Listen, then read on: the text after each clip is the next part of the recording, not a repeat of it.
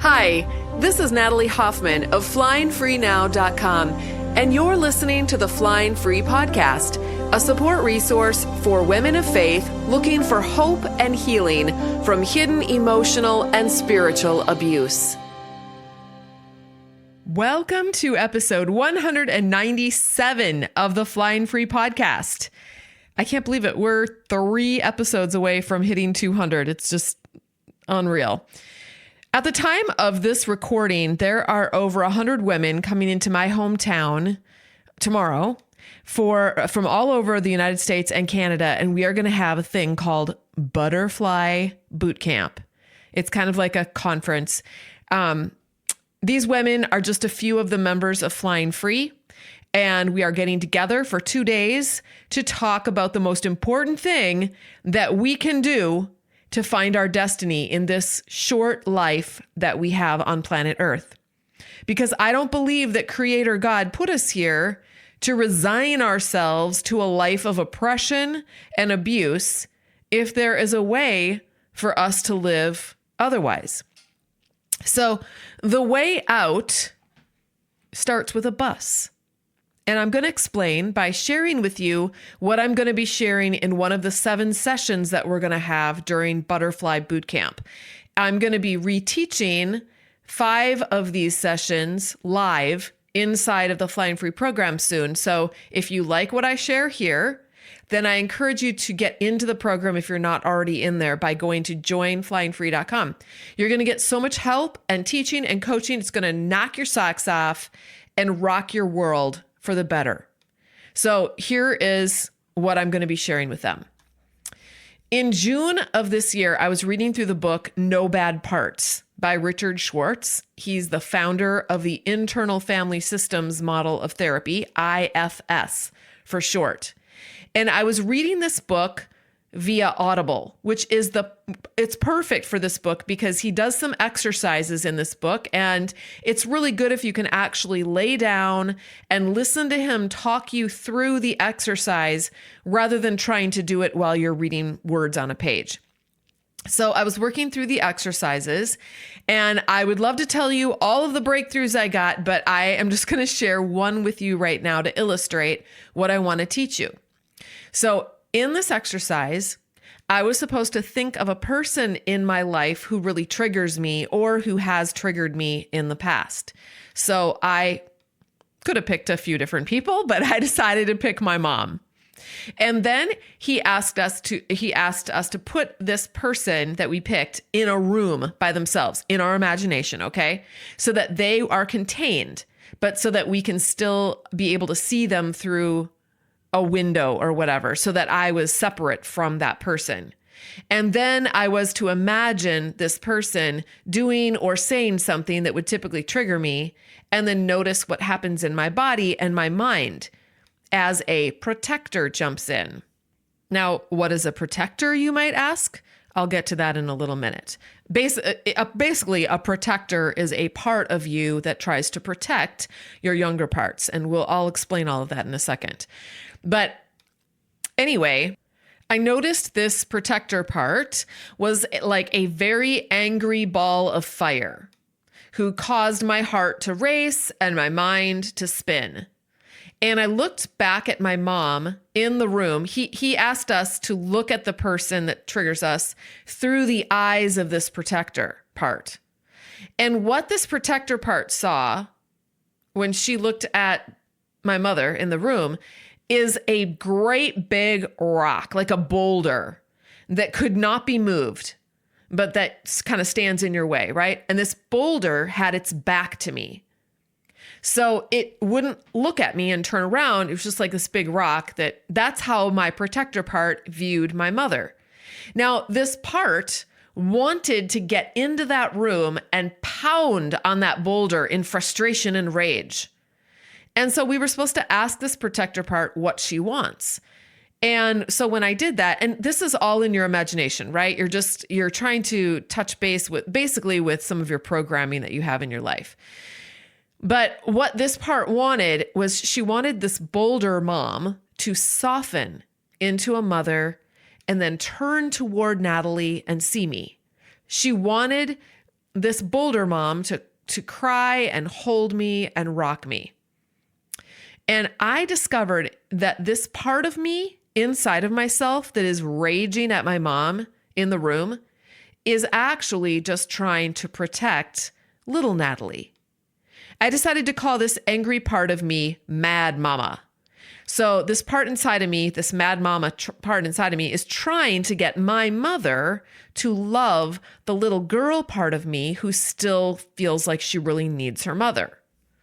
So my actual biological mother hasn't talked to me for over 3 years. So she gets together with my ex, does Christmas with my ex and my kids when he has them for their Christmas time, but she hasn't talked. She apparently doesn't want anything to do with me. So I have done a ton of, I couldn't even count the hours that I have cried over this, the bad dreams I've had about this, the nights I've laid awake, ruminating over this. It's been a horrible situation for me. Now it's been over 3 years, so I'm feeling much better about it. But the first year, 2 years were really, really pretty awful. So anyways, I haven't typically really liked this part of me that feels all this rage towards my mother. I want to feel love towards my mother. And yet this angry part has all this rage toward her. But when I did this exercise, I realized that this angry part inside of me is actually not bad. It's just frantic.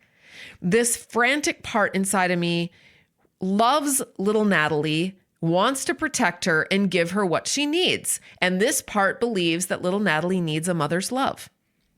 So I asked this part what she would do if she no longer had to protect little Natalie from the Boulder mom who refused to look at me.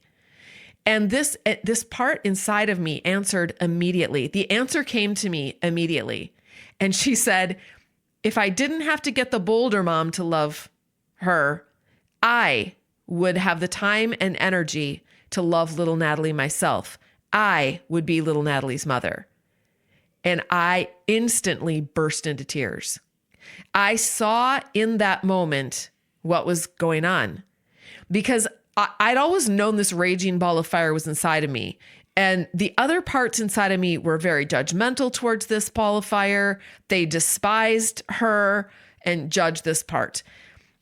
All right, I'm going to come back to the story in just a minute, but some of you have maybe heard, I talk a lot about this in my program, in my coaching, but I talk a lot about how we are all driving the car of our own life. And our brain or our thoughts or our programming is like this little girl who sits in the back seat of our car and offers us her thoughts and opinions on what we're doing and where we're going. And we've actually named this little girl Myrtle. I don't know if I've shared this on the podcast or not, but we talk about it all the time in the program. And why did we pick the name Myrtle? I have no idea. I used to have a great aunt named Myrtle. We don't have anyone in the program named Myrtle, so I guess I thought that was kind of safe. But anyway, Myrtle sits in the backseat of the car and she has lots of thoughts. And I use this illustration. The reason why I do this is because I want my clients to see their adult selves as the driver of their car as being separate from their thoughts, being separate from their brain's programming. So Myrtle kind of represents our default thoughts, the way we just automatically think when something happens. So for example, a lot of my clients have programming that says that there's something fundamentally wrong with them.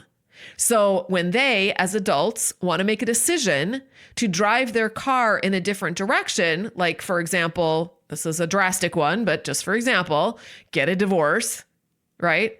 That's something a lot of the kinds of women that I work with decide to do eventually. But what happens is that Myrtle, their brain's programming, begins to have a freak out session in the back of the car. And she screams, "You can't get a divorce.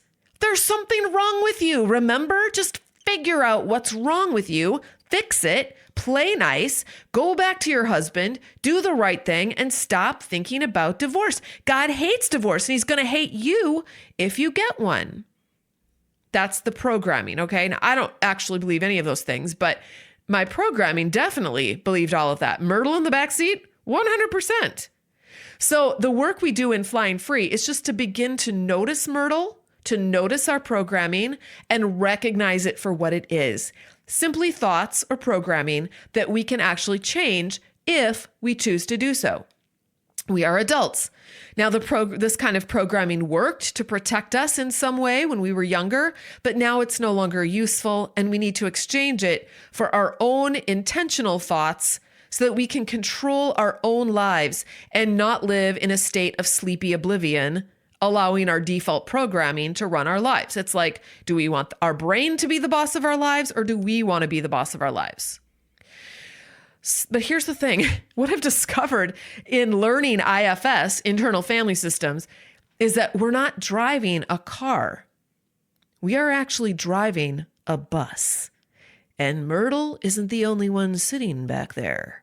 There is a whole family back there. There are literally dozens of young parts that are in the bus with us, and each of them are playing a role to protect us.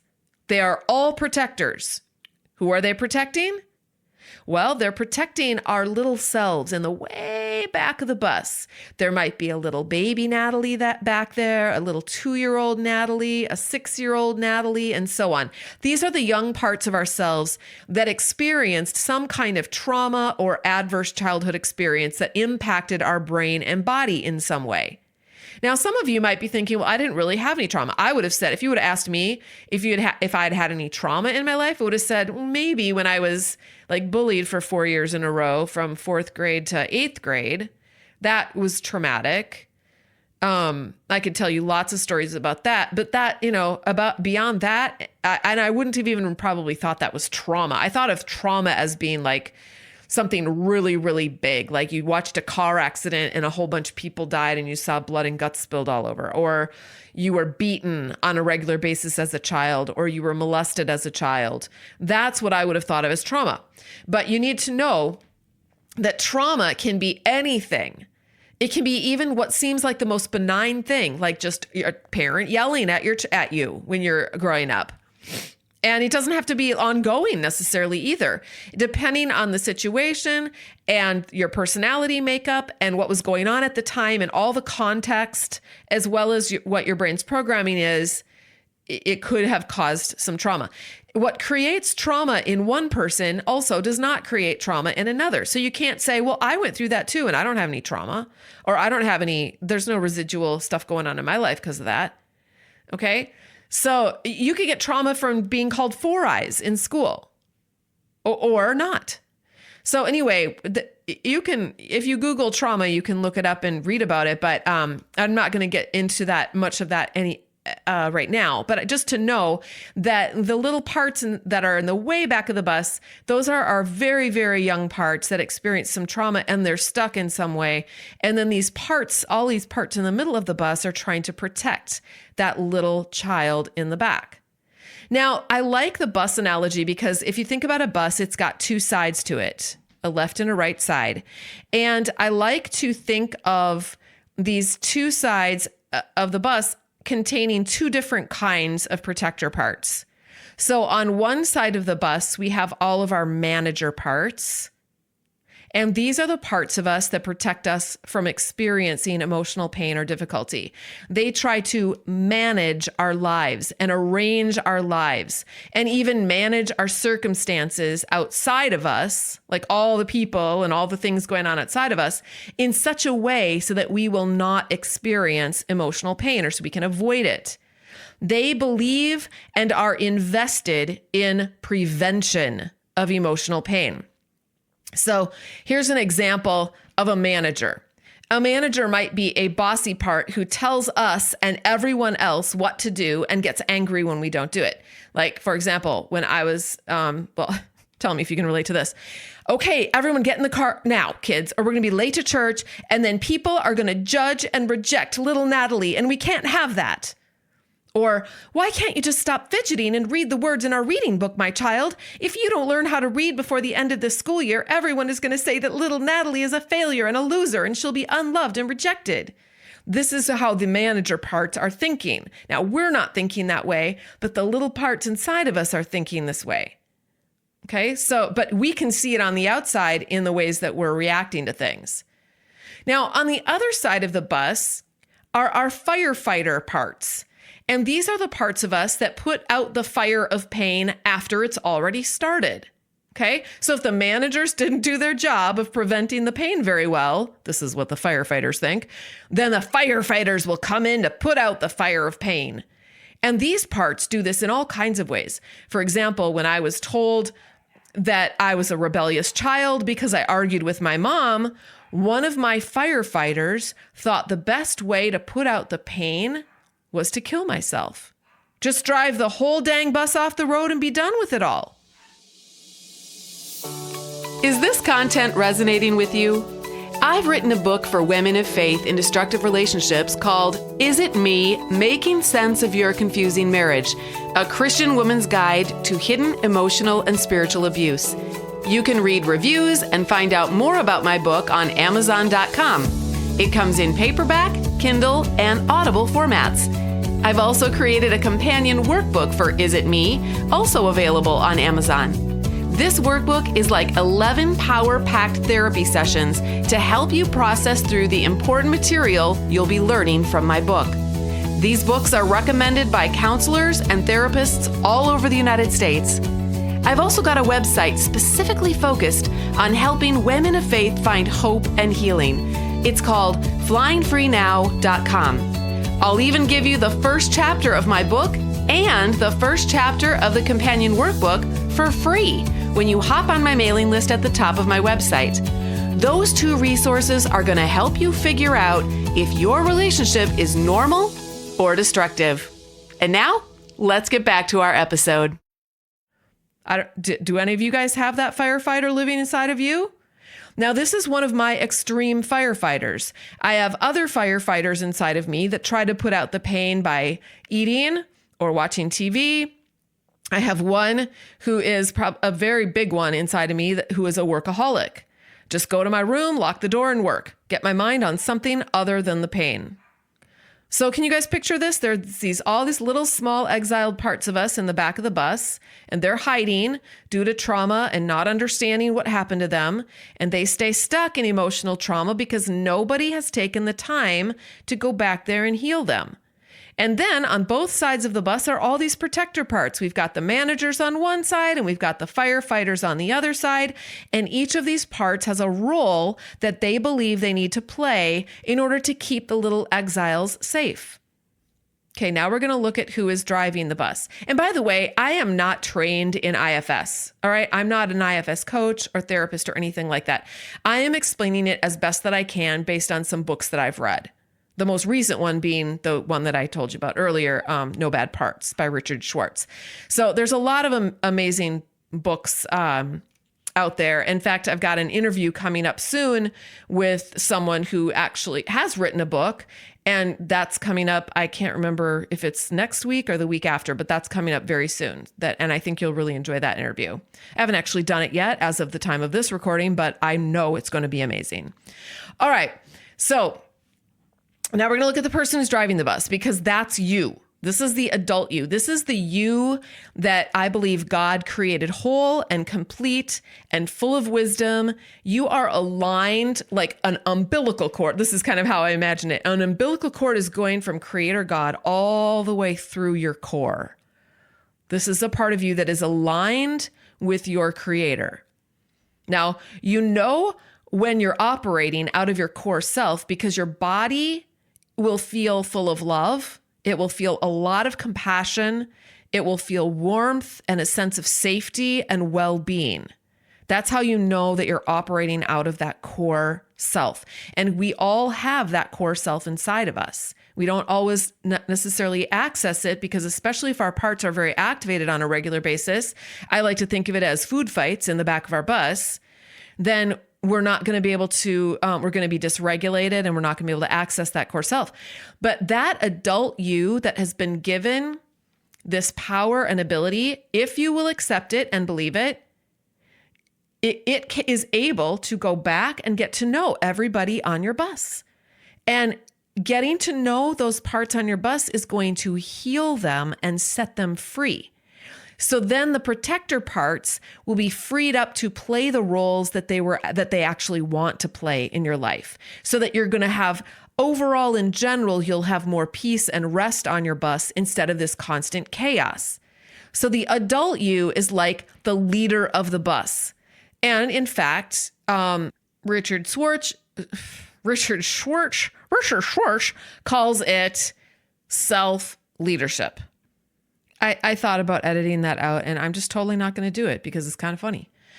All right. So have you ever felt like your brain is on fire with chatter? Like so many mixed thoughts. Each of those thoughts is creating a different feeling. So you've got all these mixed thoughts. You've got all these mixed emotions.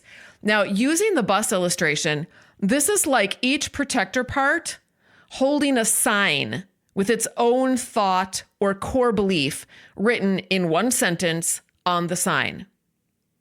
Now, for those of you who've been hanging around me for a while, you know that I teach the model. It's a cognitive behavioral therapy model that I learned and was trained in through the life coach school. And that's a model that I use in all of my coaching. So I've kind of tried to like integrate the model in with IFS a little bit when I coach, but in the model, you look at your thoughts, the things that you're thinking about the circumstances that are happening in your life. And so I've just decided that it's kind of like a protector part coming forward to the front of the bus and saying, hey, Natalie, look at this thought. And they have it written down on a sign, their thought, their belief, what they believe. Okay. Like it might say, you're bossy, or there's something wrong with you, or I'm confused. And each of these parts kind of has their own little role that they play and their own belief system that they have. Now try to imagine dozens of these parts scrambling towards the front of the bus at the same time, trying to get your attention when they're triggered and trying to share their thoughts. It can get very, very dramatic on the bus. Food fights. Okay, that's what I'm saying. And they don't always agree with each other. Some parts are going, we need to do it this way. And some parts are going, we can't do it that way because this is what's going on. You've probably heard the idea of having one foot on the gas pedal and one foot on the brake. So that's like our core self wants to put the foot on the gas pedal and get going, but all of our parts are putting their foot on the brake because they're afraid. And so here's the key, you guys. The key is to listen to one at a time. That's what we do. We do the model. We use the model to pull down one thought at a time. Now, I'll see a lot of people come into the forum, our private forum, and we have this section in the private forum called Let's Run Models. And so they'll practice running models. It's great. We have some really amazing coaching moments there. But some of them will come in and they'll have like 4 or 5 models and they'll be like, Natalie, look at all these models. Let's help me with them. And I say, no, that's like having 5 of our parts come down to the front of our bus and we're going to listen to all of them at the same time. Really? Can you do that with your kids? I can't do that with my kids. When my kids want to talk to me, I have to say, okay, one at a time. The rest of you guys have to go to another room or something. I'm just going to talk to one person at a time and we'll figure things out. So we run one model at a time. We look at one thought at a time.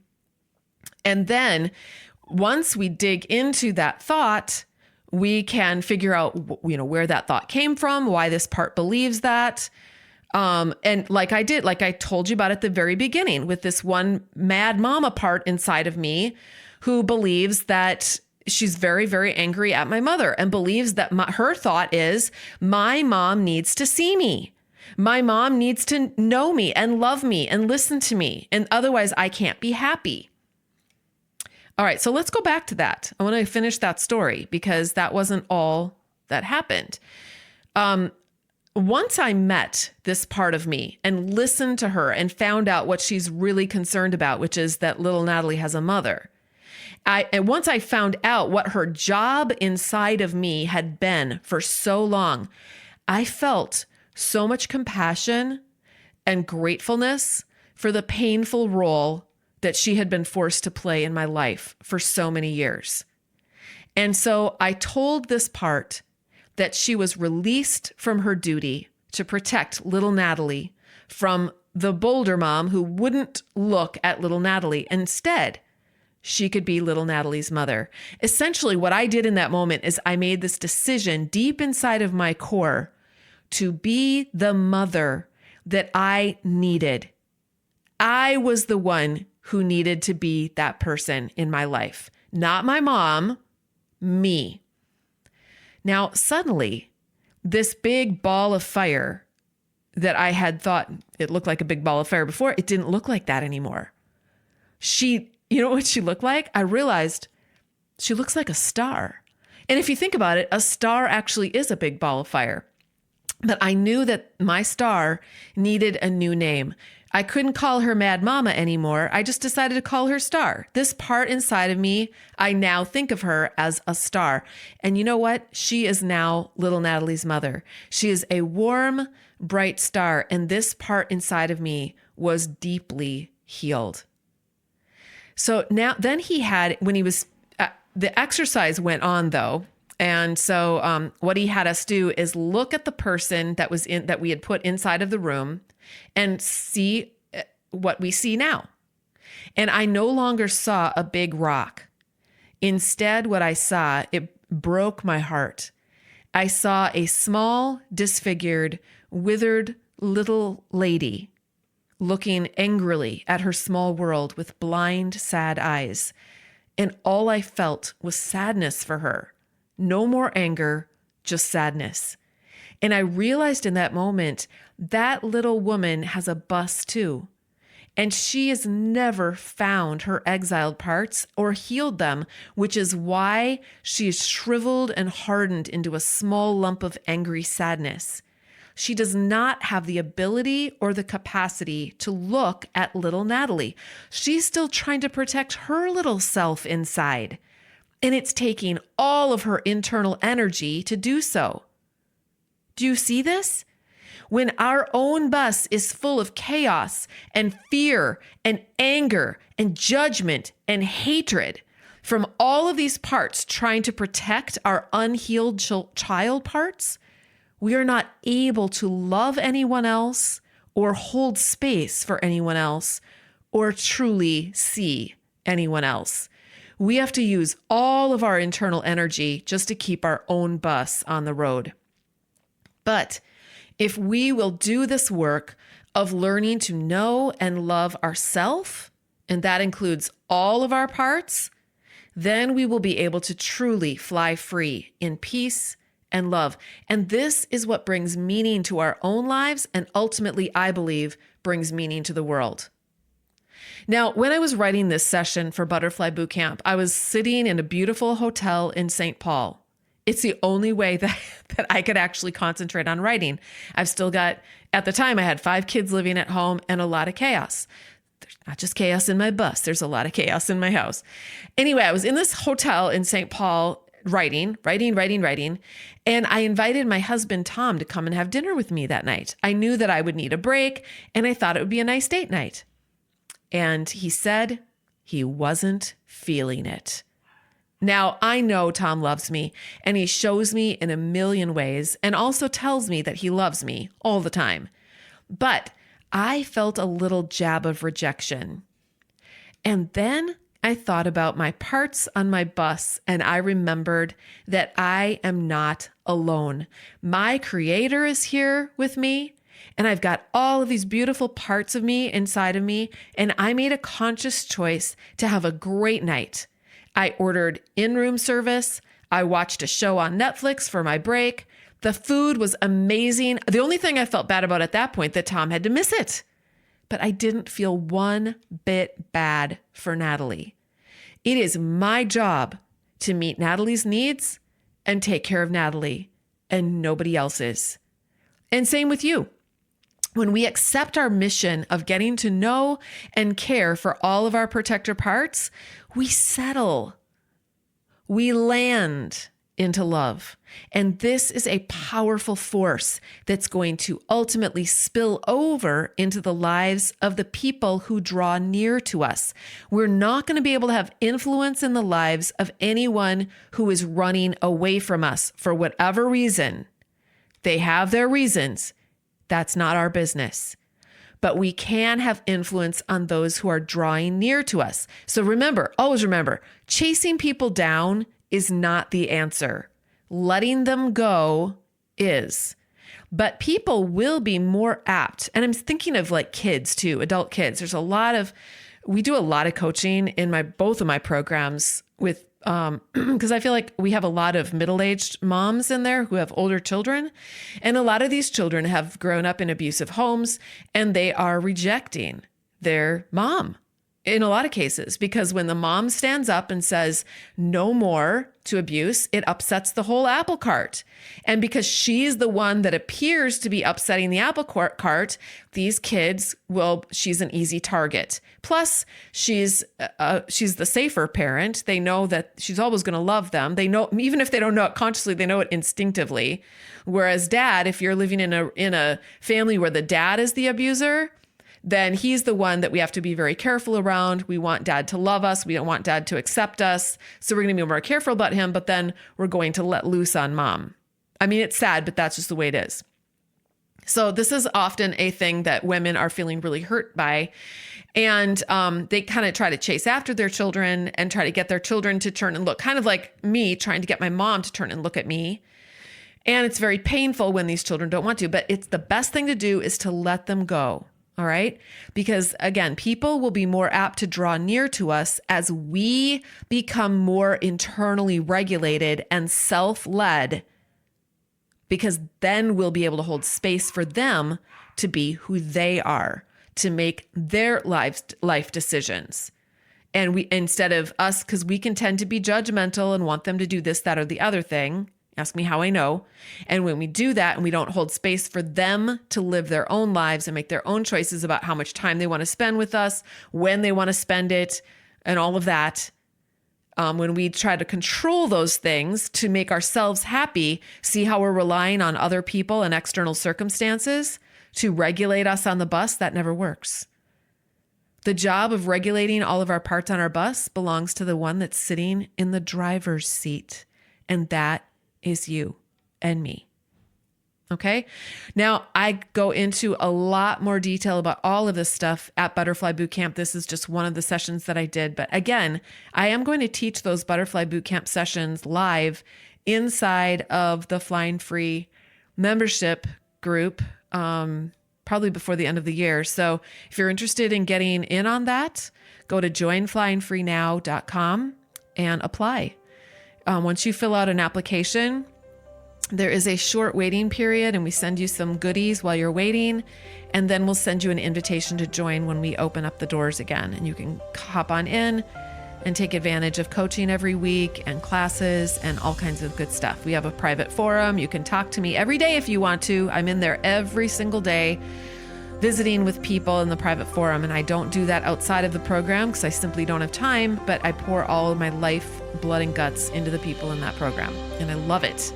And I love watching them change and grow and transform and fly eventually. I'm like a butterfly doula. I help birth butterflies. All right, you guys, that is all I have for you for this week. Thank you so much for listening. And if you are enjoying this podcast, be sure to leave a rating and review on Apple Podcasts. We're so grateful for those. And until next time, fly free.